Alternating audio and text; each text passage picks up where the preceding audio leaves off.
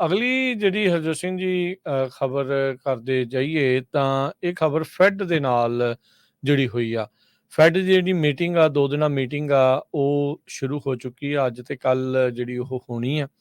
ਇਸ ਵਿੱਚ ਬਹੁਤ ਸਾਰੇ ਲੋਕ ਕਿਆਸਰਾਈਆਂ ਦੇ ਵਿੱਚ ਆ ਵੀ ਇੰਟਰਸਟ ਰੇਟ ਕੱਟਸ ਆ ਸਕਦੇ ਆ, ਪਰ ਨਾਲ ਦੇ ਨਾਲ ਉਹ ਇਸ ਗੱਲੋਂ ਵੀ ਉਹਨਾਂ ਨੂੰ ਇਹ ਵੀ ਪਤਾ ਆ ਵੀ ਇਸ ਮਹੀਨੇ ਨਹੀਂ ਅਗਲੇ ਮਹੀਨੇ ਹੋ ਸਕਦੇ ਆ।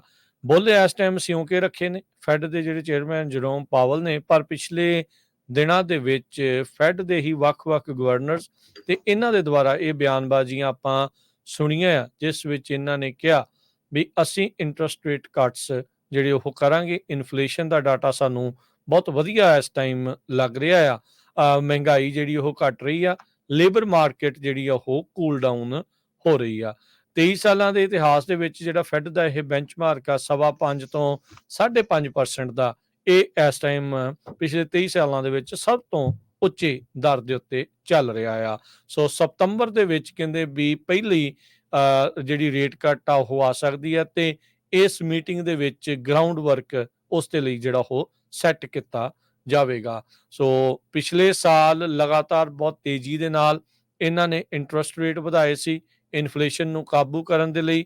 ਫਿਰ ਉਸ ਤੋਂ ਬਾਅਦ ਦੇ ਵਿੱਚ ਹੁਣ ਪਿਛਲੇ ਕਈ ਮਹੀਨਿਆਂ ਤੋਂ ਇਹ ਇੰਟਰਸਟ ਰੇਟ ਆ ਉਹਨਾਂ ਨੂੰ ਸਟੇਬਲ ਕੀਤਾ ਗਿਆ ਹੈਗਾ ਆ, ਉੱਥੇ ਹੀ ਰੱਖਿਆ ਗਿਆ ਆ। ਆਪਣੇ ਗਵਾਂਢੀ ਮੁਲਕ ਦੇ ਵਿੱਚ ਇੰਟਰਸਟ ਰੇਟ ਕੱਟਸ ਆਉਣੇ ਆਲਰੇਡੀ ਸ਼ੁਰੂ ਹੋ ਚੁੱਕੇ ਆ ਤੇ ਲੱਗਦਾ ਹੈ ਵੀ ਉਸੇ ਰਾਹ ਦੇ ਉੱਤੇ ਫੈਡ ਰਿਜ਼ਰਵ ਆ ਉਹ ਵੀ ਚੱਲੇਗਾ। ਅੱਜ ਦੀ ਜਿਹੜੀ FOMC ਦੀਆਂ ਜਿਹੜੀਆਂ ਮੀਟਿੰਗਸ ਆ 2 ਦਿਨਾਂ ਮੀਟਿੰਗ ਤੋਂ ਬਾਅਦ ਦੇ ਵਿੱਚ ਆਪਾਂ ਨੂੰ ਕੱਲ ਨੂੰ ਐਗਜ਼ੈਕਟਲੀ ਪੂਰੀ ਕਲੈਰਿਟੀ ਹੋਊਗੀ ਵੀ ਕੀ ਲੋਕਾਂ ਨੂੰ ਇਹ ਸਰਪ੍ਰਾਈਜ਼ ਕਰਦੇ ਆ ਇਸ ਵਾਰ ਪਹਿਲਾਂ ਇੰਟਰਸਟ ਰੇਟ ਕੱਟ ਕਰਕੇ ਜਾਂ ਫਿਰ 2 ਮਹੀਨੇ ਹੋਰ ਵੇਟ ਕਰਾਉਣਗੇ। ਜੀ ਕਹਿੰਦੇ ਵੀ ਨੰਬਰ ਆਫ ਜੌਬਸ ਜਿਹੜੀਆਂ ਅਵੇਲੇਬਲ ਆ ਉਹ ਸ਼ਰਿੰਕ ਹੋ ਰਹੀਆਂ ਆ, ਉਹ ਘਟ ਰਹੀਆਂ ਹੈਗੀਆਂ। ਇਹ ਅੱਜ CNN ਦਾ ਬਿਜ਼ਨਸ ਸੈਕਸ਼ਨ ਜੋ ਆ ਉਹ ਰਿਪੋਰਟ ਕਰ ਰਿਹਾ ਹੈਗਾ।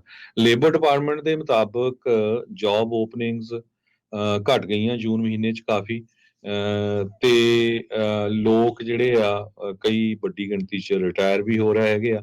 ਜੂਨ ਮਹੀਨੇ ਦੇ ਵਿੱਚ ਐਸਟੀਮੇਟਡ 8.18 ਮਿਲੀਅਨ ਜੌਬਸ ਅਮਰੀਕਾ ਦੇ ਵਿੱਚ ਸੀਗੀਆਂ।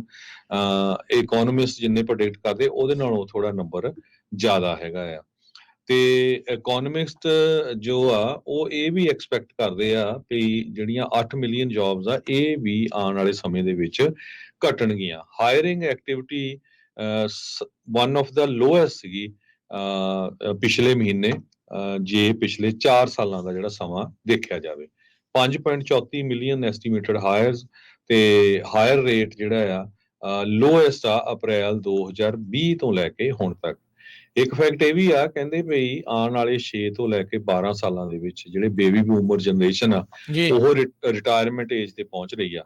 Hundreds and thousands of jobs ਜਿਹੜੀਆਂ ਆ ਲਗਭਗ ਕਹਿੰਦੇ ਵੀ 2036 ਤਾਈਂ 20 ਮਿਲੀਅਨ ਜੌਬਸ ਬਣਨੀਆਂ।